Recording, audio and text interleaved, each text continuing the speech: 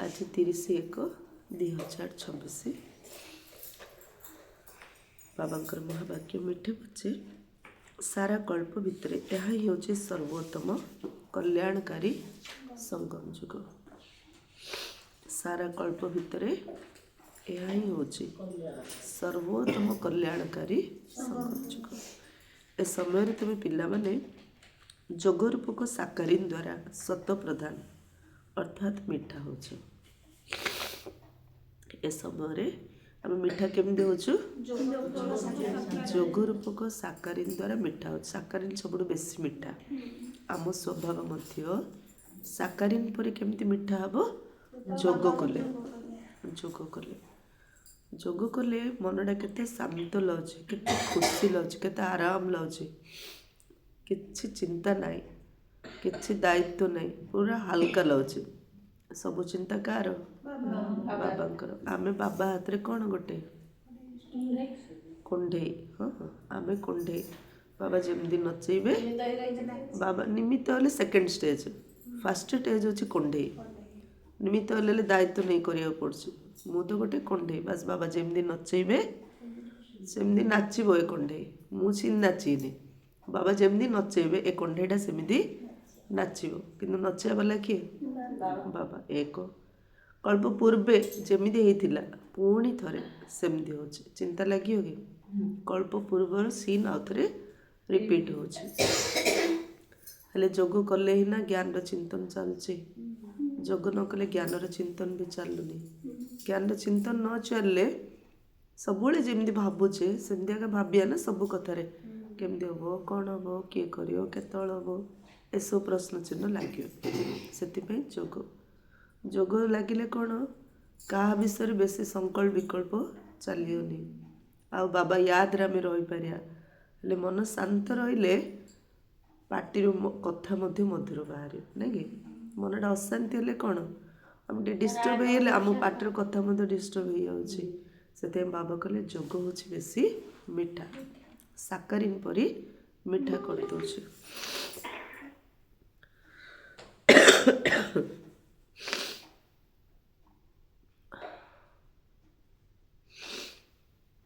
प्रश्न अनेक प्रकार प्रश्नर उत्पत्तिर कारण तथा से सबूर निवारण कौन मन अनेक प्रश्न कहीं तार कारण कौन देह निवारण केमती हम जिते देह अभिमान आस से ही सब प्रकार डाउट आस मनरे आ सब प्रकार प्रश्न आस सेतेबेले संशय उत्पन्न होचे एवं संशय आसवा द्वारा अनेक प्रकार प्रश्नर उत्पत्ति होता है।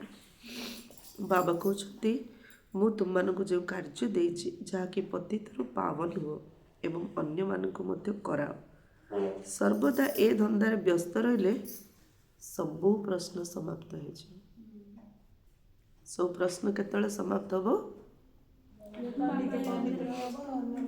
हाँ मु केमिति पवित्र जदि ए चिंता न चलो आउ को कथार आम बुद्धि चलियो कि कहीं आम भल भाव जानुचे बाबाजी कहते मन वचन कर्म संबंध संपर्क मत केते पवित्र हबार अच्छे व्यर्थ संकल्प चले मत पवित्र बोली कहनी आ प्रश्न केतल आस व्यर्थ संकल्प चलला ना प्रश्न आसी बाबा कहले गोटे धंदार लगिज निजे पवित्र हो अन्य को केमती पवित्र करी मु तुम ए धंदा देछि तुम ए धंदार लगिज देख तुम सब प्रश्न समाप्त हो।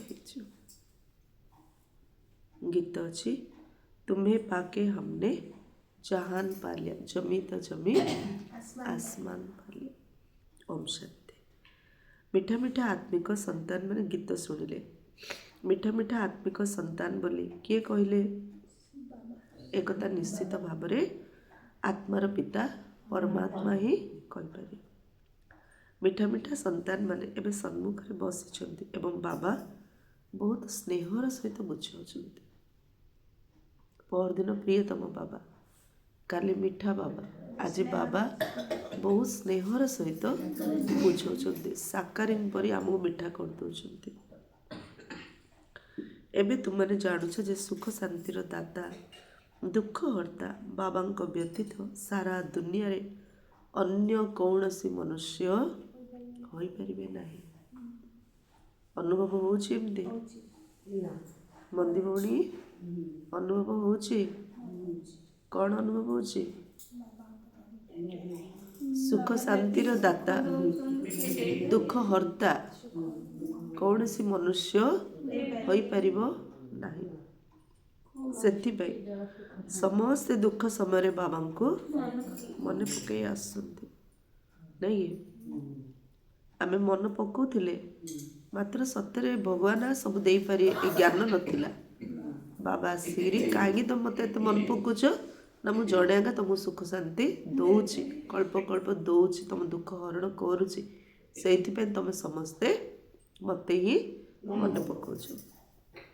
तुम मैंने बाबा सम्मुख बस तेणु जानूछ जे बाबा आमको सुख धामर यज्ञ कर सुख धामर यज्ञ कर सदा काल सुखधाम मालिक करथिया बाबा सम्मुख को आसु का सम्मुख को आसु से बाबा सम्मुख आसु जे आम सदा काल सुखधामर मालिक कर ये मनीष एति टिके सुख शांति दे पारियोनी किंतु भगवान आमको सुख धामर मालिक कर दौरान। एबे बुझी पारछु जे सम्मुखरे सुनिबा एवं दूर रही सुनिबार बहुत अंतर रही। सामने मुरली सुनिबा आ दूर रही मुरली शुणिया डिफरेंट आसुची ना नहीं फीलिंग आसुची ना नहीं। मधुबन रे तुम मैंने सम्मुखरे शुणुच मधुबन प्रसिद्ध अटे। मधुबन रे से माने श्रीकृष्ण चित्र देखा किंतु वर्तमान तो श्रीकृष्ण नाहंती। तुम्हें पिला माने जानिच निजको बारंबार आत्मनिश्चय करने को एथिरे मेहनत लगी था।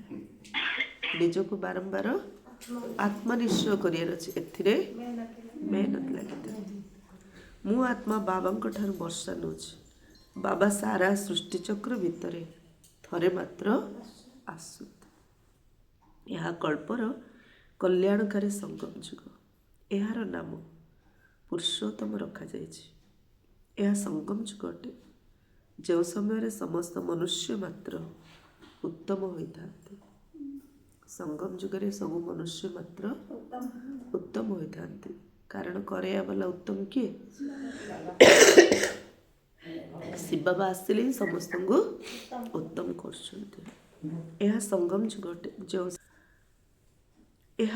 कल्पर कल्याणकारी संगम जुग यार नाम पुरुषोत्तम रखा जाइछि।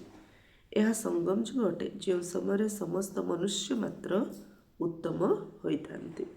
एबे तो समस्त मनुष्य मात्र आत्मा तम प्रधान हो जाए पुणी सत प्रधान हो। सत प्रधान थिबा समय आत्मा उत्तम थिला एबे आत्मा तम प्रधान है तेणु समस्ते कनिष्ठ। तेबे वर्तमान बाबा आत्मा मान सम्मुखरे बसी बुझाऊँ सारा पाठ आत्मा ही कर शरीर नुहे। एबे तुमनक बुद्धि रे आसी जाइछि जे आमे आत्मा माने वास्तव रे निराकारी दुनिया बा शांति धामर निवासी अटे।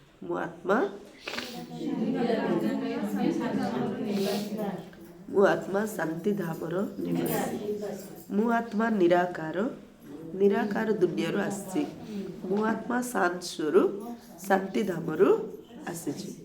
घर मन पकेले आम घर वातावरण मन पड़छ। मु केमतिया घर पिला जानिछ ना आम घर केते बड़ आम घर लोक आम को जातिर को घर जानिछ कहछन ना एंदी कथा पड़ले त आम को घर आसे शांति धामर आसे। आम घर सब शांति नहीं कि आम निराकार दुनिया रो आसे। स्वर्ग शांति धाम शांति धाम परम धाम स्वर्ग हूँ सुख धाम परम धाम हूँ शांति धाम। एक कथा कई जानी ना क्या बुझाई पारे। एबे तुमर बुद्धि थाला खोली जाइए तुम्हें जानूछ वास्तव रे आत्मा परम धाम रे रोची ताहला निराकारी दुनिया। आमे आत्मा को दुनिया रे आसछु निराकारी दुनिया रे यह साकारी दुनिया। एठारे आमे सब आत्मा माने पार्टधारी अटु। आमे आत्मा एडी पार्टधारी। मु आत्मा ପାଠଧାରୀ ମୋତେ ସାକାରିନ୍ ପରି ମିଠା ହେବାର ଅଛି। ହିରୋ ପାଠଟା ସମସ୍ତେ ପସନ୍ଦ ନା ନାହିଁ ନା କି? ତ ସାକାରିନ୍ ପରି ମିଠା ହେଲେ ପାଠ କ'ଣ ହେଇଯିବ ଆମର ହିରୋ ପାଠ। ପ୍ରଥମେ ପ୍ରଥମେ ଆମମାନେ ଅଭିନୟ କରିବା ପାଇଁ ଆସୁ, ପୁଣି କ୍ରମାନ୍ୱୟରେ ସମସ୍ତେ ଆସିଥାନ୍ତି। ସବୁ ପାଠଧାରୀ ଏକାଠି ଆସନ୍ତି ନାହିଁ। ଭିନ୍ନ ଭିନ୍ନ ପ୍ରକାରର ପାଠଧାରୀମାନେ ସମୟ ଅନୁସାରେ ଏଠାକୁ ଆସିବାରେ ଲାଗିଛନ୍ତି। ସମସ୍ତେ ସେତେବେଳେ ଏକାଠି ହେବେ ଯେତେବେଳେ ନାଟକ ଶେଷ। ଏବେ ତୁମମାନଙ୍କୁ ପରିଚୟ ମିଳିଛି। ମୁଁ ଆତ୍ମା ପ୍ରକୃତରେ ଶାନ୍ତିଧାମର ନିବାସୀ ଅଟେ। ଏଠାକୁ ପାଠ କରିବା ପାଇଁ ଆସେ। ମୁଁ ଆତ୍ମା ପ୍ରକୃତରେ ଶାନ୍ତିଧାମର ନିବାସୀ ଅଟେ। ଏଠାକୁ ପାଠ କରିବାକୁ ଆସେ। ବାବା ସାରା ସମୟ ଅର୍ଥାତ୍ ପୁରା ଗଳ୍ପ ପାଠ କରିବା ପାଇଁ ଆସନ୍ତି ନାହିଁ। ଆମେ ହିଁ ପାଠ କରି କରି ସତ ପ୍ରଧାନରୁ ତମ ପ୍ରଧାନ ହୋଇଯାଇଛୁ। ଏବେ ତୁମମାନଙ୍କୁ ସମ୍ମୁଖରେ ଶୁଣିବାକୁ ବହୁତ ମଜା ଲାଗୁଛି ନାଇଁ? ଯେତେବେଳେ ମଧୁବନ ଯାଉଛୁ ଡାଇରେକ୍ଟ ବାବା ସାମ୍ନାରେ ଶୁଣାଉଛନ୍ତି, ଖୁସି ଲାଗୁଛି ନା ନାଇଁ? ମଜା ଲାଗୁଛି ନା ନାଇଁ? ନିଜେ ମୁରଲି ପଢ଼ିଲେ ଏତେ ମଜା ଆସେ ନାହିଁ। ଏଠାରେ ସମ୍ମୁଖରେ ରହିଛ ନା? ତୁମେ ପିଲାମାନେ ଜାଣୁଛ ଯେ ଭାରତ ଭଗବାନ ଭଗବତୀଙ୍କର ସ୍ଥାନ ଥିଲା। ଭଗବାନ ଭଗବତୀଙ୍କର ସ୍ଥାନ ଥିଲା। ଏବେ ଘରେ ଗୋଟେ ଠାକୁର ଘର କରିରି ମୁଁ ଠାକୁର ଘର କରିଛି ବୋଲି କହୁଛୁ। କେତେ ଭୁଲ କଥା କହୁଛୁ। ମୋ ପାଖରେ ବାପା ମା ରହୁଛନ୍ତି, କେତେ ଖରାପ କଥା। ବାପା ମା ପାଖରୁ ମୁଁ ଜନ୍ମ ହେଲେ ନା ମୋ ପାଖରୁ ତାଙ୍କେ ଜନ୍ମ ହେଲେ? ବାପା ମା ସହିତ ମୁଁ ରହୁଛି ବୋଲି କହିବା ଠିକ୍ ନା ନାହିଁ? ସେମିତି ଠାକୁରଙ୍କ ଘର ଆମେ କ'ଣ କହୁଛୁ? ଭଗବାନ ଏ ଘର ଦେଇଛନ୍ତି। ଆମେ କ'ଣ କହୁଛୁ? ଆମ ଘରେ ନା ମୁଁ ଠାକୁରଙ୍କ ପାଇଁ ଗୋଟେ ଘରଟି କରିଦେଇଛି, ମାନେ ଘରଟା ତମର, ତମେ ଠାକୁରଙ୍କ ପାଇଁ ଘରଟି କରିଦେଲ। ତମେ ସବୁ ତମ ବାପା ମାଙ୍କୁ ତମ ପାଖରେ ରଖିଛ। କେତେ ରଙ୍ଗ କହୁଛୁ ଆମେ ସମସ୍ତେ। ବାପା ମାଙ୍କ ସହିତ ଆମେ ରହୁଛନ୍ତି, ବାପା ମା ମଧ୍ୟ ଆମ ସହିତ ରହୁଛନ୍ତି। ଭଗବାନ ସହିତ ଆମେ ବାପା ମାଙ୍କ ରହୁଛନ୍ତି, ପାଖରେ ମୁଁ ଭଗବାନ ରହୁଛି। ମଧ୍ୟ ଆମ ସହିତ ରହୁଛନ୍ତି। ଦୁଇଟା ଡିଫରେଣ୍ଟ। ମୁଁ କେଉଁ ମିନିଂରେ କହୁଛି? ଆମ ସହିତ ରହୁଛନ୍ତି, କିନ୍ତୁ ଏସବୁ ସମ୍ପତ୍ତି କାହାର? ଭଗବାନଙ୍କର ନା ଆମର? ଭଗବାନଙ୍କ ଘରେ ମୁଁ ଅଛି। ମୋ ଘରେ ମୁଁ ଭଗବାନଙ୍କୁ ରଖିଛି, ମାନେ କ'ଣ ହେଲା ମିନିଂଟା? ତାର ଡିଫରେଣ୍ଟ ହେଲାନି? ମିନିଂଟା ଅଲଗା ହେଇଗଲାନି? ମାନେ କହିବାର ଉଦ୍ଦେଶ୍ୟ, ଏବେ ଘରେ ଗୋଟେ ଖାଲି ଗୋଟେ କାନ୍ଥୁଡ଼ି ନଥିଲେ ଗୋଟେ ଖଣ୍ଡେ ରୁମ୍ଟି କରିରି ସେଇଠି ଆମେ କ'ଣ କରୁଛୁ? କହିଲେ ଗୋଟେ ଠାକୁରଙ୍କର ମୂର୍ତ୍ତି ବସେଇ ଦେଉଛୁ ନାଇଁ କି? କିନ୍ତୁ ସତ୍ୟଯୁଗରେ ପ୍ରତ୍ୟେକ ଘରେ ଚୈତନ୍ୟରେ ଭଗବାନ ଭଗବତୀ ରହୁଥିଲେ ନା ନାଇଁ? ବାବା ଆସନ୍ତି ପୁଣି ସେମିତି ସଂସାର ହେଉଛି ଏବେ ଗଢ଼ୁଛନ୍ତି, ଆମକୁ ଭଗବାନ ଭଗବତୀ କରିଦେଉଛନ୍ତି। ଭଗବାନ ଭଗବତୀଙ୍କର ସ୍ଥାନ ଥିଲା ଯାହାକି ଏବେ ନାହିଁ। ସ୍ମାରକୀ ସ୍ୱରୂପ ସେମାନଙ୍କର ଚିତ୍ର ଦେଖୁଛ, ଅର୍ଥାତ୍ ନିଶ୍ଚିତ ଭାବରେ ସେମାନଙ୍କର ଦୁନିଆ ଥିଲା। ଆମେମାନେ ମଧ୍ୟ ସେଠାକାର ଅର୍ଥାତ୍ ସ୍ୱର୍ଗର ନିବାସୀ ଥିଲେ। ପ୍ରଥମେ ପ୍ରଥମେ ଆମେ ଦେବତା ଥିଲେ। ନିଜର ପାଠକୁ ତ ମନେ ପକେଇବା ନା କି ଭୁଲିଯିବା? ବାବା କହୁଛନ୍ତି ତୁମେମାନେ ହିଁ ଏଠାରେ ପାଠ କରୁଛ। ଏହା ଡ୍ରାମା ଅଟେ। ଏ ଦୁନିଆ ଗୋଟେ ଡ୍ରାମା। ଏ ଡ୍ରାମାରେ ଆମର ଫାଷ୍ଟ ରୋଲ୍ କ'ଣ ଥିଲା? ଭଗବାନ ଭଗବତୀର ରୋଲ୍ ଥିଲା। ନୂଆ ଦୁନିଆ ପୁଣି ନିଶ୍ଚିତ ପୁରୁଣା ହେବ। ପ୍ରଥମେ ପ୍ରଥମେ ଉପରୁ ଯେଉଁ ଆତ୍ମାମାନେ ଆସିଥାନ୍ତି ସେମାନେ ସୁବର୍ଣ୍ଣ ଯୁଗ ଅର୍ଥାତ୍ ସତ୍ୟ ଯୁଗରେ ଆସିଥାନ୍ତି। ଏସବୁ କଥା ଏବେ ତୁମମାନଙ୍କ ବୁଦ୍ଧିରେ ଅଛି। ବାବା କ'ଣ ଏମିତି ଦୁନିଆକୁ ଆମେ ଛାଡ଼ିଥିଲେ କି? ଏ ଦୁନିଆକୁ ଏମିତି କଲେ କିଏ? ଆମେ କଲେ। କିନ୍ତୁ ବାବା ତ ସୁନାର ଦୁନିଆରେ ଛାଡ଼ିଥିଲେ ନା। ସୁନା ପରି କରିକି ସୁନାର ଦୁନିଆରେ ଛାଡ଼ିଥିଲେ, ସୁନା ସମ୍ପତ୍ତି ଭରିକି ନାଇଁ କି? ହଁ, ଏସବୁ କାଙ୍ଗାଳ ହେବାର କାରଣ ଆତ୍ମା ପତିତ ହୋଇଗଲା। ଏସବୁ କଥା ଏବେ ତୁମମାନଙ୍କ ବୁଦ୍ଧିରେ ଅଛି ନା ନାଇଁ? ତୁମମାନେ ବିଶ୍ୱର ମାଲିକ, ମହାରାଜା ମହାରାଣୀ ଥିଲ। ଜୟନ୍ତୀ ଭଉଣୀ କ'ଣ ଥିଲ ତମେ? ବିଶ୍ୱର ମାଲିକ ମହାରାଜା ମହାରାଣୀ ଥିଲ। ସେଠାରେ କେବଳ ତୁମମାନଙ୍କର ରାଜଧାନୀ ଥିଲା। ଏବେ ତ ରାଜଧାନୀ ନାହିଁ। ଏବେ ତୁମେ ଶିକ୍ଷା ଗ୍ରହଣ କରୁଛ ଯେ ସେଠାରେ ଆମେ ରାଜକାର୍ଯ୍ୟ କିପରି ଚଳାଇବା। ସେଠାରେ ମନ୍ତ୍ରୀ ନଥାନ୍ତି କାରଣ ମତଦାତାଙ୍କର ଆବଶ୍ୟକ ହିଁ ନଥାଏ।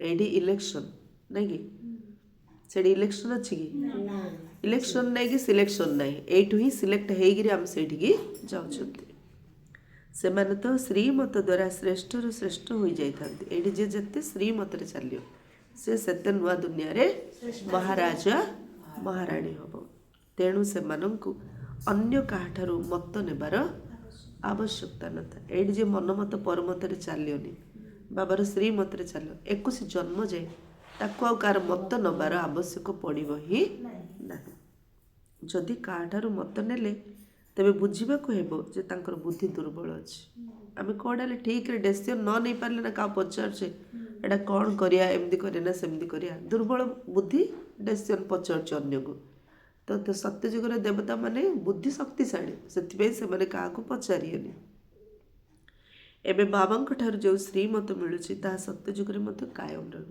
ଏତେ ବୁଦ୍ଧି ଶକ୍ତିଶାଳୀ କେମିତି ହେଲା ଏବେ ବାବାଙ୍କଠୁ ଶ୍ରୀମତ ଯେଉଁ ମିଳୁଛି ଏ ଶ୍ରୀମତ ହିଁ ଆମ ବୁଦ୍ଧିକୁ ଶକ୍ତିଶାଳୀ କରୁଛି ଯେକୌଣସି କଥାରେ ବାବାଙ୍କ ମତ ନେବାଟା ଠିକ୍ ପ୍ରାୟ 101%।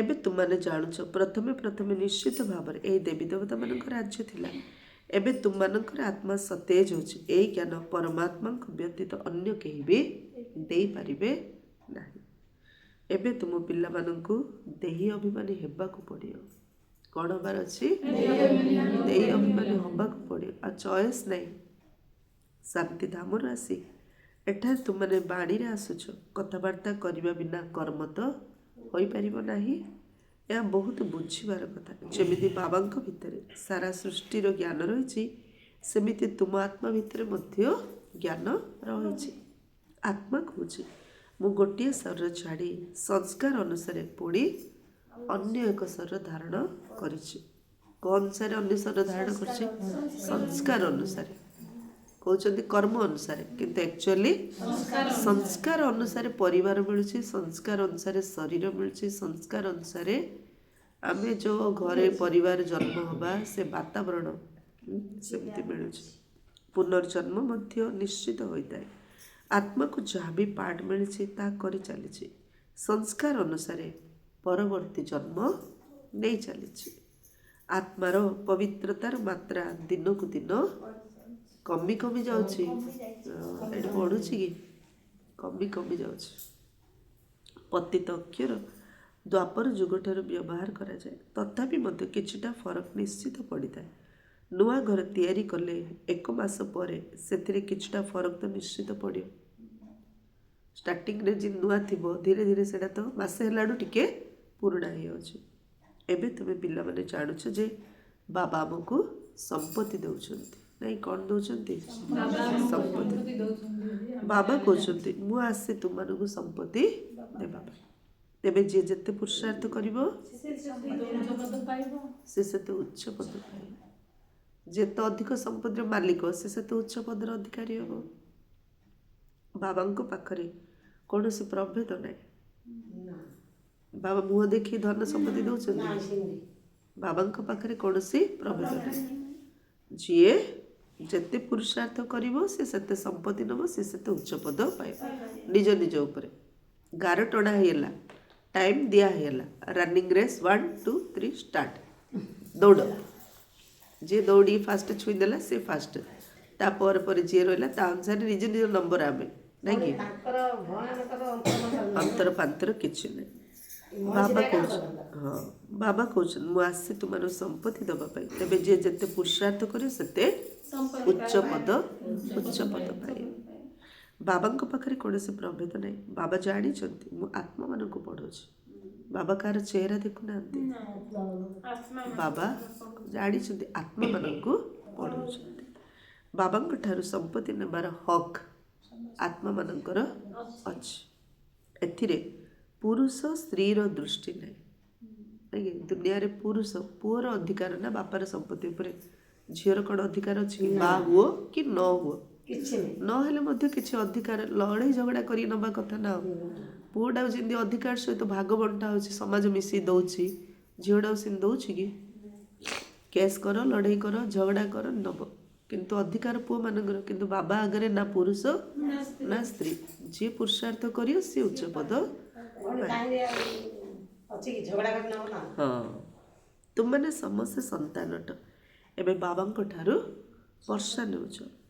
ଆତ୍ମା ମାନେ ପରସ୍ପର ଭାଇ ଭାଇ ଅଟନ୍ତି। ଯାହାଙ୍କୁ ବାବା ପାଠ ପଢ଼ାଉଛନ୍ତି ବର୍ଷା ଦେଉଛନ୍ତି। ବାବା ହିଁ ଆତ୍ମିକ ସନ୍ତାନମାନଙ୍କ ସହିତ କଥାବାର୍ତ୍ତା ହେଉଛନ୍ତି।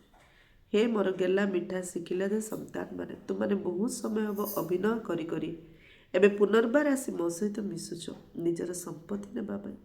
ଏହା ମଧ୍ୟ ଡ୍ରାମାରେ ନିଧାର୍ଯ୍ୟ ଅଛି। ଇଏ ମଧ୍ୟ ଡ୍ରାମା। ସମ୍ପତ୍ତି ହରେଇଲେ ଆଉ ଥରେ ବି ସମ୍ପତ୍ତି ନେବା ପାଇଁ ଆସିଛନ୍ତି। ତୁମମାନଙ୍କର ଆରମ୍ଭରୁ ଶେଷ ପର୍ଯ୍ୟନ୍ତ ପାର୍ଟ ନିଧାର୍ଯ୍ୟ ରହିଛି। ସମସ୍ତ ସ୍କ୍ରିପ୍ଟ ଫିକ୍ସ ନାଇଁ କି, ସମସ୍ତ ପାର୍ଟ ନିଧାର୍ଯ୍ୟ ରହିଛି। ତୁମେ ଅଭିନେତା ମାନେ ଅଭିନୟ କରିଚାଲିଛ। ଆତ୍ମା ଅବିନାଶୀ, ତା ଭିତରେ ଅବିନାଶୀ ପାର୍ଟ ନିଧାର୍ଯ୍ୟ ହୋଇ ରହିଛି। ଶରୀର ତ ବଦଳି ଚାଲିଛି, ବାକି ଆତ୍ମା ପବିତ୍ରରୁ ଅପବିତ୍ର ହେଉଛି।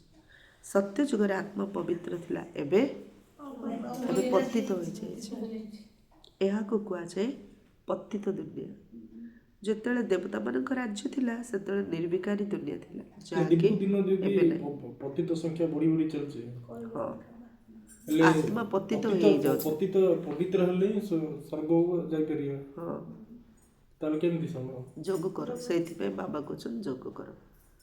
ଯୋଗ କଲେ ହିଁ ପାପ ନାଶ ହେବ, ପତିତରୁ ପାବନ ହେବ।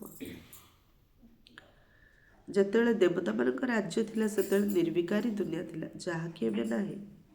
ଏହା ମଧ୍ୟ ଏକ ଖେଳ ଅଟେ ନା, ସେଥିପାଇଁ ଏଇଟା ସଙ୍ଗମ।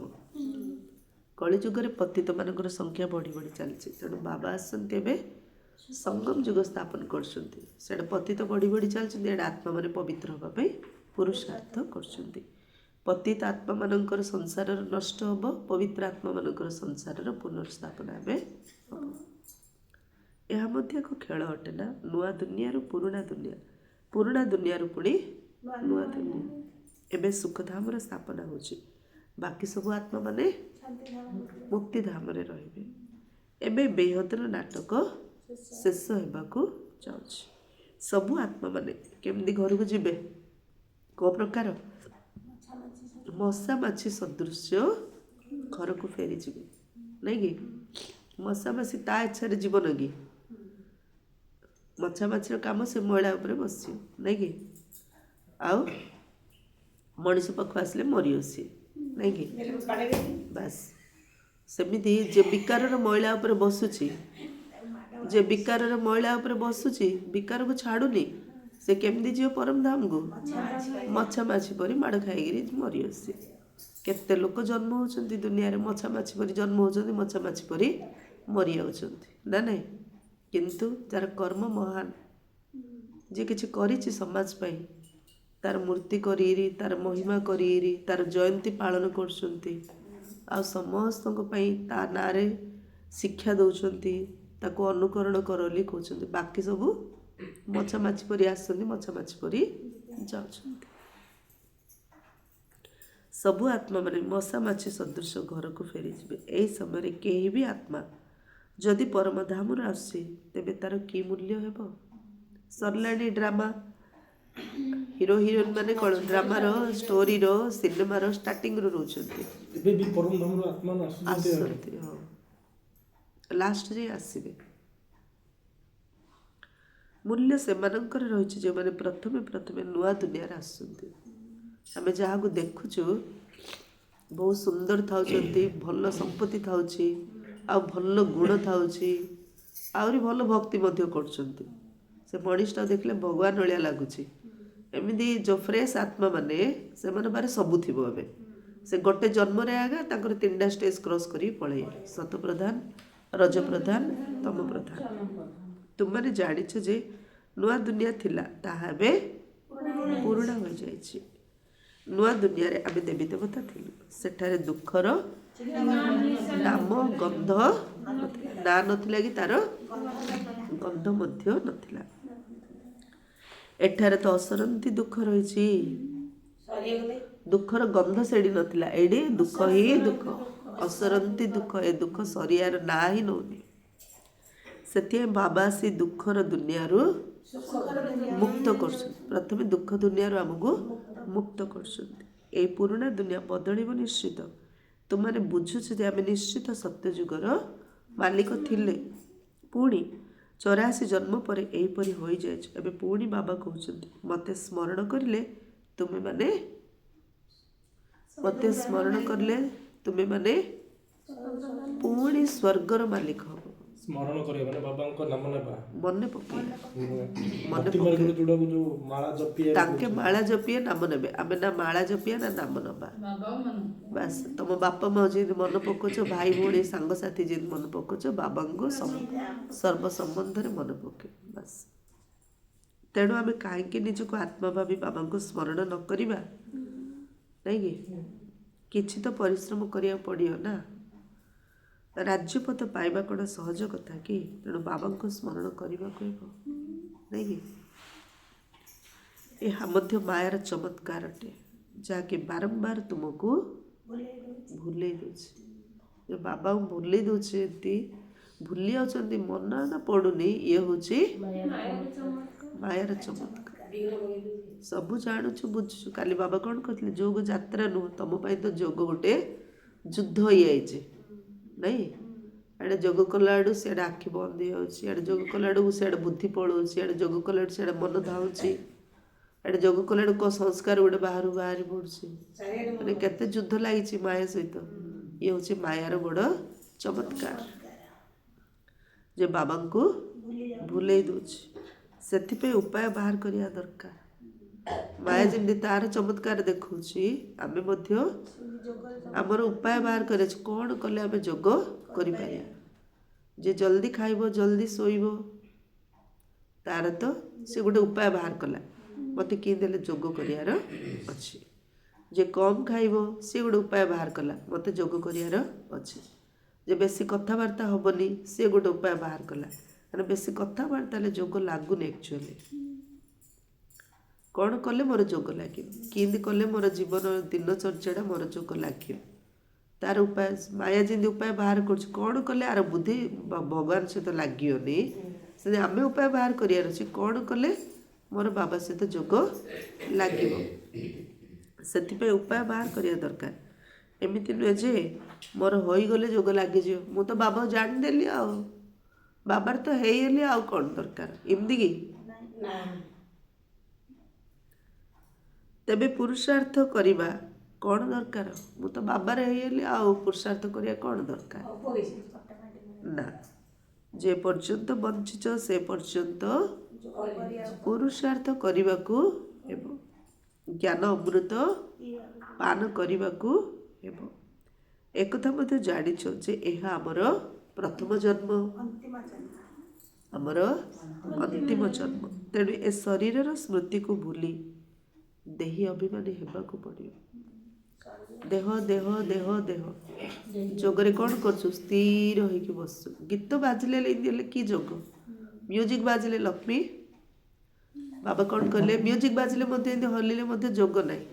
गोड़ हाथ को पूरा स्थिर करदार अच्छे मनटा को गोड़ हाथ स्थिर कले तो मनटा स्थिर हम ना। आम गोड़ हाथ हलौथिया हेले बुद्धि तो चलियो ना। बुद्धि चलले मन चले जोग कौड़ लगे जोग माने तो स्थिर ना ना नहीं।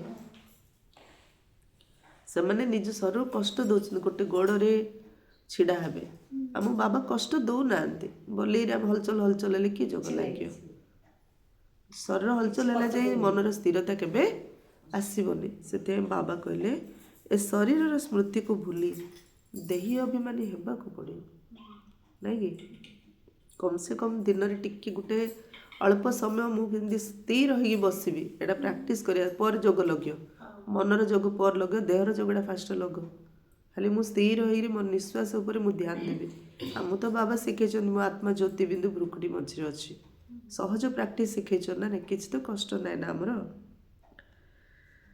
तेणु शरीर स्मृति को भूली देही अभिमानी हेबाकू पड़ो। घर गृहस्थरे मध्य रहिबाकू हबो किंतु पुरुषार्थ निश्चित करिया हबो। केवल निजको आत्मा निश्चय करी बाबा को मन पका बारंबार आत्मा भाव आत्मा निश्चय करी बाबा को मन पका त्वमेव माताश्च पिता। ऐसा वाला भक्ति मार्ग महिमा तुमको केवल एकमात्र अलफ अर्थात बाबा को स्मरण करने को ସେଇ ଜଣେ ହିଁ ମିଠା ସାକାରିନ ଅଟନ୍ତି। ତେଣୁ ଅନ୍ୟ ସବୁ କଥାକୁ ଛାଡ଼ି ଏକମାତ୍ର ସାକାରିନ ବାବାଙ୍କୁ ମନେ ପକାଅ। ସବୁ କଥା ଛାଡ଼, ସବୁଠୁ ମିଠା ହେଲେ ବାବା, ଏକ ବାବାଙ୍କୁ ମନେ ପକାଅ। ଏବେ ତୁମମାନଙ୍କର ଦେଖ ଯେତେ କଥାବାର୍ତ୍ତା ଚାଲିଥିବ ମନରେ ସେତେ ଗୋଡ଼ ହାତ ଝୁଲୁଥିବ। ମନଟା ଯଦି ବାବାକୁ ୟାଦ କରିବାରେ ଲାଗିଯିବ ନା, ସେ ସବୁ ସ୍ଥିର ହେଇଯିବ ପୁରା। ଏବେ ତୁମମାନଙ୍କର ଆତ୍ମା ତମ ପ୍ରଧାନ ହୋଇଯାଇଛି, ତାକୁ ସତ ପ୍ରଦାନ କରିବା ପାଇଁ ଯୋଗର ଯାତ୍ରାରେ ରୁହ। ସତ ପ୍ରଦାନ କରିବା ପାଇଁ ଯୋଗର ଯାତ୍ରା ରୁହ। ସମସ୍ତଙ୍କୁ ଏକଥା ଜଣାଅ ଯେ ବାବାଙ୍କ ଠାରୁ ସୁଖର ସମ୍ପତ୍ତି ନିଅ। ସମସ୍ତଙ୍କୁ ଏକଥା ଜଣାଏ। କ'ଣ ଜଣେଇବା? ବାବାଙ୍କ ଠାରୁ ସୁଖର ସମ୍ପତ୍ତି ନିଅ। ସୁଖ ତ ସତ୍ୟଯୁଗରେ ଥାଏ ଏବଂ ସେହି ସୁଖଧାମର ସ୍ଥାପକ କେବଳ ବାବା ହିଁ ଅଟନ୍ତି। ବାବାଙ୍କୁ ମନେ ପକାଇବା ବହୁତ ସହଜ, କିନ୍ତୁ ମାୟାର ବିଘ୍ନ ବହୁତ ରହିଛି। ତେଣୁ ଚେଷ୍ଟା କରି ମୋତେ ମନେ ପକାଅ, ତେବେ ଖାଦ ଅର୍ଥାତ୍ ବିକାର ବାହାରିଯିବ। ଚେଷ୍ଟା କର ବାବାଙ୍କୁ ମନେ ପକାଇବା ପାଇଁ, ହେଲେ ତ ଆତ୍ମାରୁ ଖାଦ ବିକାର ମଇଳା ସବୁ ବାହାରିବ। ଗାୟନ ରହିଛି ଯେ ଗୋଟିଏ ସେକେଣ୍ଡରେ ଜୀବନ ମୁକ୍ତି। ଆମେ ଆତ୍ମା ମାନେ ଆତ୍ମିକ ବାବାଙ୍କ ସନ୍ତାନ, ସେଠାକାର ନିବାସୀ ଅଟୁ। କୋଠାକାର?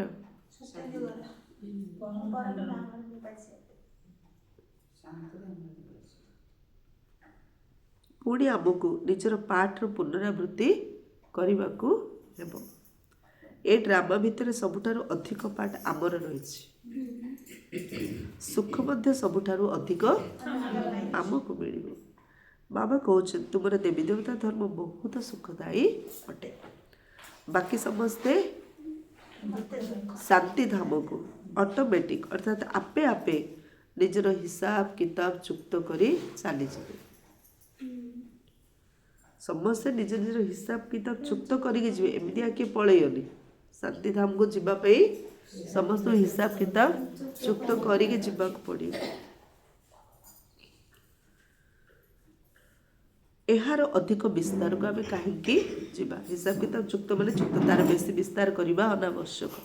ଆଜି ମଣିଷ ଦଣ୍ଡ ଖାଉଛି ନା ନାହିଁ? କାହା ପାଖରେ କେତେ ଥାଉ, ଦୁଃଖ ସମସ୍ତଙ୍କ ପାଖରେ ଅଛି, ସମସ୍ୟା ସମସ୍ତଙ୍କ ପାଖରେ ଅଛି। ଏହାର ଅଧିକ ବିସ୍ତାରକୁ ଆମେ କାହିଁକି ଯିବା? ବାବା କେବଳ ଆସୁଛନ୍ତି ସମସ୍ତଙ୍କୁ ଘରକୁ ଫେରାଇ ନେବା ପାଇଁ। ଅନ୍ତିମ ସମୟରେ ମଶା ସଦୃଶ ସମସ୍ତଙ୍କୁ ନେଇଯାଉଛି। ସତ୍ୟ ଯୁଗରେ ବହୁତ ଅଳ୍ପ ସଂଖ୍ୟକ ମନୁଷ୍ୟ ଥାନ୍ତି। ଏସବୁ ଡ୍ରାମାରେ ନିର୍ଦ୍ଧାର୍ଯ୍ୟ ଅଛି। ଶରୀର ସବୁ ନଷ୍ଟ ହୋଇଯିବ। ଆତ୍ମା ଯିଏକି ଅବିନାଶୀ ଅଟେ, ସିଏ ନିଜର କର୍ମର ସବୁ ହିସାବ କିତାବ ଯୁକ୍ତ କରି ଘରକୁ ଚାଲିଯିବ।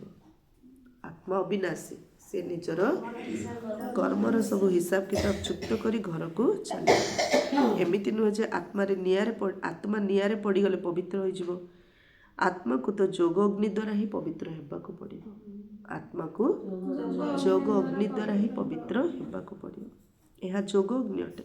କିନ୍ତୁ ଦୁନିଆରେ ନାଟକ ତିଆରି କରିଛନ୍ତି ଯେ ସୀତା ଅଗ୍ନି ପରୀକ୍ଷା ଦେଇଥିଲେ। ଆମେ କୋଉ ଅଗ୍ନିରେ ପବିତ୍ର ହବା? ଯୋଗ ଅଗ୍ନିରେ। ଆମେ ସବୁ କିଏ? ଆମେ ସୀତା। ତ କ'ଣ କରିଦେଲେ? ସୀତାକୁ ଅଗ୍ନି ପରୀକ୍ଷା ଦେବାରେ ଦେଖେଇଦେଲେ। ବୁଝିପାରିଲ? ଅଗ୍ନି ଦ୍ୱାରା କ'ଣ ପବିତ୍ର ହୋଇପାରିବ? ବାବା ବୁଝାଉଛନ୍ତି ତୁମେ ସବୁ ଆତ୍ମାରୂପୀ ସୀତା ମାନେ ବର୍ତ୍ତମାନ ପତିତ ଅଟ। ରାବଣର ରାଜ୍ୟରେ ଅଛ। ଏବେ ଏକମାତ୍ର ବାବାଙ୍କ ସ୍ମୃତି ଦ୍ୱାରା ତୁମକୁ ପବିତ୍ର ହେବାକୁ ପଡ଼ିବ। ରାମ କେବଳ ସେହି ଜଣେ ହିଁ ଅଟନ୍ତି। ଅଗ୍ନି ଅକ୍ଷର ଶୁଣିଲେ ଭାବୁଛନ୍ତି ଯେ ସୀତା ନିଆଁ ପାରି ହୋଇଥିଲେ। କେଉଁଠି ଯୋଗରୂପୀ ଅଗ୍ନି, କେଉଁଠି ନିଆଁ, ସବୁ ସ୍ଥୂଳ ଦେଖେଇଦେଲେ। ବାବା ଯୋଗ ଅଗ୍ନି କହିଲେ, ସ୍ଥୂଳ ନିଆଁ ଦେଖେଇଦେଲେ। ଆତ୍ମା ପରମପିତା ପରମାତ୍ମାଙ୍କ ସହିତ ଯୋଗ ରଖିଲେ ହିଁ ପତିତରୁ ପାବନ।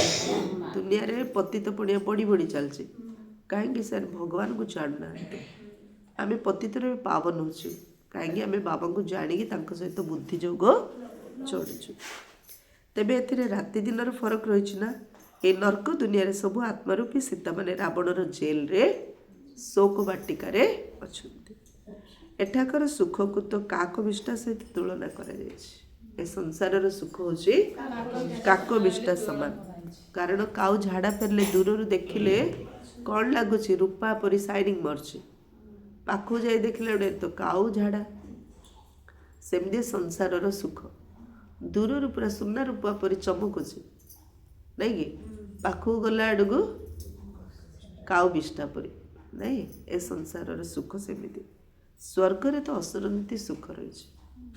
କିଏ ଟିକେ ଥିଲେ ମୁଁ ସ୍ୱର୍ଗରେ ଅଛି, ଏଠି କିଏ ସ୍ୱର୍ଗରେ ନାହିଁ, ଏଠି ସମସ୍ତେ ନର୍କରେ ଅଛନ୍ତି। ତୁମେ ଆତ୍ମାମାନଙ୍କର ଏବେ ଶିବ ସାଜନଙ୍କ ସହିତ ନିର୍ବନ୍ଧ ହୋଇଯାଇଛି ହେଲା। ଆମେ ସବୁ କିଏ ହେଲେ ସଜନୀ, ଆମେ ସଜନୀ। ଶିବ ସାଜନ ସହିତ ଆମର କ'ଣ ହେଲା ନିର୍ବନ୍ଧ। ତେଣୁ ଆତ୍ମା ଫିମେଲ ଅର୍ଥାତ୍ ସ୍ତ୍ରୀ ହେଲା ନା। ଶିବ ବାବା କହୁଛନ୍ତି କେବଳ ମୋତେ ମନେ ପକାଅ, ତେବେ ତୁମମାନେ ପବିତ୍ର ହୋଇଯିବ, ଶାନ୍ତି ଧାମକୁ ଯାଇ ପୁଣି ସୁଖ ଧାମକୁ ଆସିଯିବ। ସେଥିପାଇଁ ଏବେ ପିଲାମାନଙ୍କୁ ଜ୍ଞାନ ରତ୍ନରେ ନିଜର ଝୁଲାମୁଣିକୁ ଭରିବା ଦରକାର। ବାବା ଏତେ ବୁଝାଉଛନ୍ତି ଏ ଜ୍ଞାନ ରତ୍ନରେ ବୁଦ୍ଧି ରୂପକ ଝୁଲା, ବୁଦ୍ଧି ରୂପକ ବ୍ୟାଗକୁ ଭରିବାର ଅଛି। ଏଥିରେ କୌଣସି ପ୍ରକାର ସଂଶୟ ଆସିବା ଉଚିତ ନୁହେଁ। ବାବା କହିଲା ବେଳେ ଯଦି ଧ୍ୟାନ ଦେଇ ଶୁଣିବା, ବୁଦ୍ଧିରେ ଜ୍ଞାନ ଭରିବା, କେଉଁ କଥାରେ ସଂଶୟ ଆସିବ? ଆଜି ମୁରଲି ଧ୍ୟାନ ଦେଇ ଶୁଣିବନି, ତାର ତ ଅନେକ ପ୍ରଶ୍ନ, କାହିଁକିନା ସେ ତ ଉତ୍ତର କଲାବେଳେ ଶୁଣୁନି, ତାର ପ୍ରଶ୍ନ ଭାବିରେ କହୁଛି। ସେ ସବୁ ଉତ୍ତର ଧ୍ୟାନ ଦେଇ ଶୁଣିବ। ଟିଚର ଗଣିତ ଶିଖଉଛନ୍ତି, ବ୍ଲାକ୍ ବୋର୍ଡ଼ରେ ଲେଖିକି ଦେଖାଉଛନ୍ତି, ପିଲା ଦେଖୁଛି, ଲେଖୁଛି, ବୁଝୁଛି, କଷୁଛି। ହଁ, ଯେତେଥର ସିଏ ପଚାରିଲେ ଶିକ୍ଷକ କହୁଛନ୍ତି, ତାପରେ ତାର କ'ଣ ପ୍ରଶ୍ନ ଅଛି ରହିବ? ପ୍ରତିଦିନ ବାବା ଆମର ପ୍ରଶ୍ନର ଉତ୍ତର ତ ମୁରଲିରେ ଦେଉଛନ୍ତି ନା। ତ ସବୁ ପ୍ରଶ୍ନ ବାବାଙ୍କୁ ମନେ ମନେ କହିବା, ଆଉ ମନ ଦେଇକିରି ଯଦି ମୁରଲି ଶୁଣିବା, ତାହେଲେ ପଚାରିବାକୁ କିଛି ପ୍ରଶ୍ନ ରହିବ? କିଛି ପ୍ରଶ୍ନ ରହିବନି। ତେଣୁ ବାବା କହୁଛନ୍ତି ଏଥିରେ କୌଣସି ପ୍ରକାର ସଂଶୟ ଆସିବା ଉଚିତ ନୁହେଁ। ପ୍ରଶ୍ନ କେତେବେଳେ ଆସେ? ସଂଶୟ ଆସିଲେ। ତେଣୁ ଏଥିରେ କୌଣସି ପ୍ରକାର ସଂଶୟ ଆସିବା ଉଚିତ ନୁହେଁ। ଦେହ ଅଭିମାନରେ ଆସିଲେ ଅନେକ ପ୍ରକାରର ପ୍ରଶ୍ନ ଉଠିଥାଏ। କ'ଣ କହିଲେ ବାବା? ପ୍ରଶ୍ନ ଉଠିଥାଏ। ପୁଣି ବାବା ଯେଉଁ ଧନ୍ଦା ଦେଇଥାନ୍ତି ତାକୁ କରିନଥାନ୍ତି। ଯାହା ମନରେ ଏତେ ପ୍ରଶ୍ନ, ସେ କରିବ ବାବାଙ୍କର ସେବା? କରିବ ବାବା ଦେଇଥିବା ଧନ୍ଦା? ସେ ତ ସେ ଭିତରେ ଉଲ୍ଲୁଜନ ହେଇକିରି ଥିବ, ଆଉ କରିବ କ'ଣ? ମୂଳ କଥା ହେଲା ଆମକୁ ପତିତରୁ ପବିତ୍ର ହେବାକୁ ପଡ଼ିବ। କ'ଣ ଏତେ ପ୍ରଶ୍ନ ପଚାରୁଛ? ବାବା ତ ମୂଳ କଥା କହୁଛନ୍ତି ପବିତ୍ର ହୁଅ। ପତିତ ହେଇଛ ବୋଲି ଏତେ ପ୍ରଶ୍ନ। ପତିତରୁ ପବିତ୍ର ହୁଅ। ଅନ୍ୟ ସବୁ କଥାକୁ ଛାଡ଼ିଦେବା ଦରକାର। ଅନ୍ୟ କଥାରେ କ'ଣ ଅଛି? କିଛି ନାହିଁ। ରାଜଧାନୀର ଯେମିତି ନୀତି ନିୟମ ଥିବ ସେମିତି ହେବ, ଯେମିତି ମହଲ ତିଆରି କରିଥିବେ ସେମିତି କରି। ମୂଳ କଥା ହେଲା, ଏବେ କ'ଣ କହିଲେ ବାବା? ମୂଳ କଥା ହେଲା ପବିତ୍ରତାର। ଡାକୁଛନ୍ତି ମଧ୍ୟ ହେ ପତିତ ପାବନ, ତେବେ ପାବନ ହେଲେ ସୁଖୀ ହୋଇଯିବେ। ଦେବୀ ଦେବତାମାନେ ହେଲେ ସବୁଠାରୁ ପବିତ୍ର। ଏବେ ତୁମମାନେ 21 ଜନ୍ମ ପାଇଁ ସର୍ବୋତ୍ତମ ପବିତ୍ର ହେଉଛ। ଆମେ ଏବେ 21 ଜନ୍ମ ପାଇଁ ସର୍ବୋତ୍ତମ ପବିତ୍ର ହେଉଛୁ। ତାକୁ ହିଁ କୁହାଯାଉଛି ସମ୍ପୂର୍ଣ୍ଣ ନିର୍ବିକାରୀ ପବିତ୍ର ଜୀବନ। ମୁଁ ଆତ୍ମା ସମ୍ପୂର୍ଣ୍ଣ ନିର୍ବିକାରୀ ପବିତ୍ର ଜୀବନ ମୋର। ତେଣୁ ବାବା ଯେଉଁ ଶ୍ରୀମତ ଦେଇଛନ୍ତି ସେହି ଅନୁସାରେ ଚାଲିବା ଦରକାର। ସମ୍ପୂର୍ଣ୍ଣ ନିର୍ବିକାରୀ ପବିତ୍ର ଜୀବନ ଯାପନ କରିବା ପାଇଁ ଆମକୁ ବାବାଙ୍କର ଶ୍ରୀମତରେ ଚାଲିବାର ଅଛି। ଏଥିରେ କୌଣସି ପ୍ରକାର ସଂକଳ୍ପ ଉଠେଇବାର ଆବଶ୍ୟକତା ନାହିଁ। ପ୍ରଥମେ ମୁଁ ପତିତରୁ ପବିତ୍ର ତ ହୋଇଯାଏ ହେଲା। ମନରେ ପ୍ରଶ୍ନ ଆସିଲେ କ'ଣ ମନକୁ ଉତ୍ତର ଦେବା? ମୁଁ ଫାଷ୍ଟ ପବିତ୍ର ହେଇଯାଏ, ତାପରେ ପ୍ରଶ୍ନ ପଚାରିବି, ନାଇଁ କି? ମୁଁ ତ ପବିତ୍ର ହେଇନି, ଆଉ କେତେ ପ୍ରଶ୍ନ ପଚାରିଲେ କ'ଣ ହେବ? ପବିତ୍ର ହେଇଗଲେ ମନରେ ଆଉ କିଛି ପ୍ରଶ୍ନ ଆସିବ।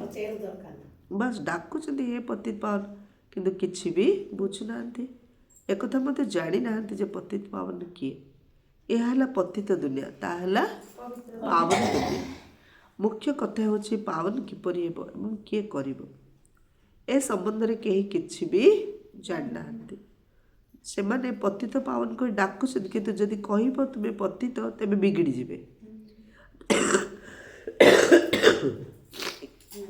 ନିଜକୁ କେହି ବି ବିକାରୀ ବୋଲି ଭାବୁନାହାନ୍ତି। ନିଜକୁ କେହି ବିକାରୀ ବୋଲି ଭାବୁନାହାନ୍ତି। କହୁଛନ୍ତି ଗୃହସ୍ଥି ତ ସମସ୍ତେ ଥିଲେ। ରାଧାକୃଷ୍ଣ ଲକ୍ଷ୍ମୀନାରାୟଣଙ୍କର ମଧ୍ୟ ସନ୍ତାନ ଥିଲେ ନା, କିନ୍ତୁ ସେଠାରେ ଯୋଗ ବଳ ଦ୍ୱାରା ସନ୍ତାନ ଜନ୍ମ ହୋଇଥାନ୍ତି।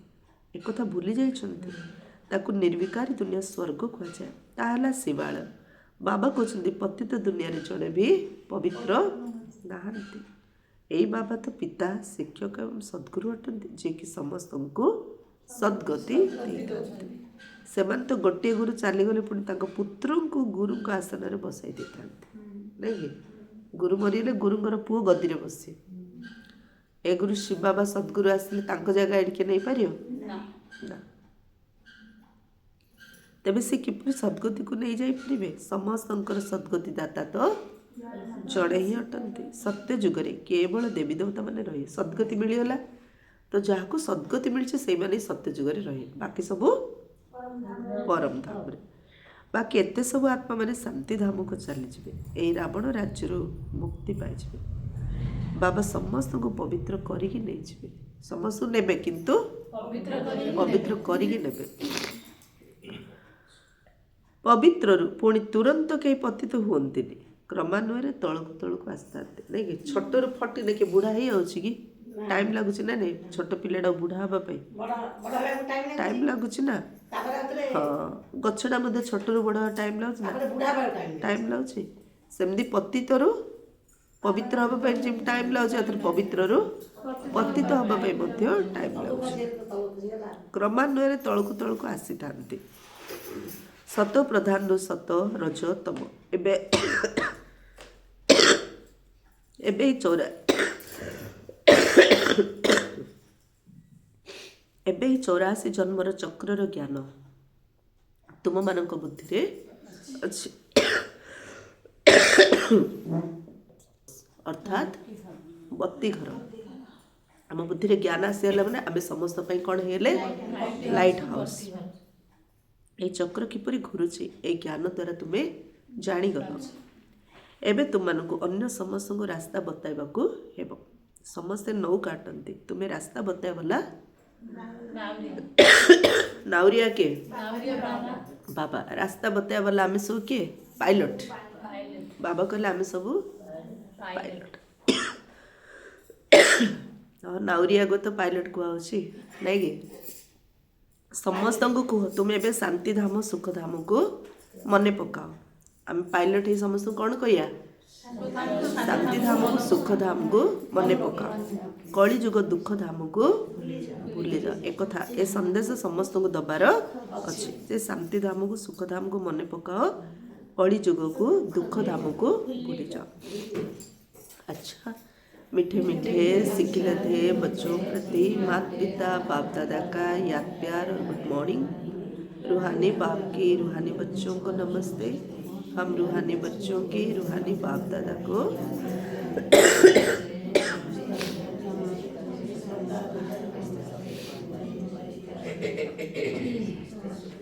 हस्ते हस्ते धारणा पाई मुख्य सार जे पर्यंत जीवित अछ से पर्यंत ज्ञान अमृत पान करने निजर बुद्धि रूपी झूला को ज्ञान रत्न रे भरवा संशय राशि कौन से प्रश्न उठेबार नहीं देही अभिमानी होबा बुद्धि को ज्ञान रे भरवा ताले कौन कथार संशय आसियोनी कि प्रश्न पचारियोनी। सेकेंड जोग अग्नि द्वारा आत्मारूपी सीता को पावन करने को कौन से कथार अधिक विस्तार को जाओनी कौन सी कथार प्रश्न पचारे माने कौन कथाटा को विस्तार कले हाँ बाबा कहले कौन से कथार विस्तार को न जाई देही अभिमानी होबार परिश्रम करियार अछि परिश्रम करिया चाहूचे से संसार परिश्रम करनी प्रश्नर परिश्रम करनी किंतु कौथिरे परिश्रम करिया मु आत्मा ए स्थिति रहिया पाई परिश्रम करियार अछि। शांति धाम एवं सुख धाम को मन पकेबा तीनटा कथा पाई परिश्रम करिया फास्ट रे आत्माभिमानी होबा पाई द्वितीय रे शांति धाम और सुख धाम को मन पकेबा पाई परिश्रम करियार अछि। वरदान सर्वदा ज्ञानर मनन द्वारा मगन अवस्थार सागर रे बुड़ी रहिबार अनुभव करुथिया अनुभवी मूर्त भव ज्ञान जिते चिंतन मंथन करिया आमे सेते मगन अवस्थार सागर रे बुड़ी जिबा। गोटे ना सागर ऊपर लहड़ी लहड़ी केते स्पीड रे आसी जाउची आउ टिके भितर जा समुद्र पानी मझी गले पूरा स्थिर आ समुद्र गभीर जा हीरा नीला मोती माणिक तो प्रश्नर ढेउ आसूची कहीं सागर मुहर छिड़ा है आ टिके ज्ञानर गभीरता जा शांत हो आउ टिके गभीरता जा अनुभवर हीरा मोती आम प्राप्त करिपारिबा। अनुभवी मूर्त भव अनुभव को बढ़ाइबार आधार है हेले अनुभव बढ़ियो केमती मनन शक्ति ज्ञानर जेते चिंतन मंथन करिबा सेते ज्ञानर अनुभव बढ़िबो। मनन करुथिबा आत्मा स्वतः ही मगन अवस्था रही है जे ज्ञानर मनन करथिबो से बाबांकर स्नेह रे बुड़ीकी रहिबो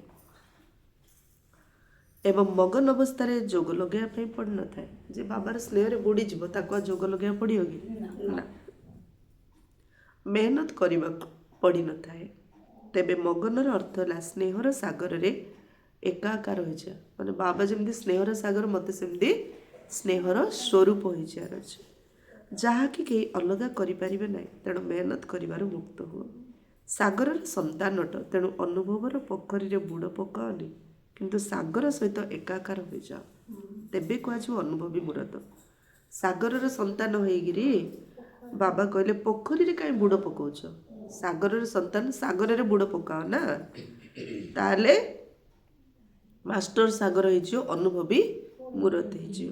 स्लोगान ज्ञान स्वरूप आत्मा तांकु कह जाकर प्रतिटी संकल्प प्रतिटी मुहूर्त समर्थ ताकु कह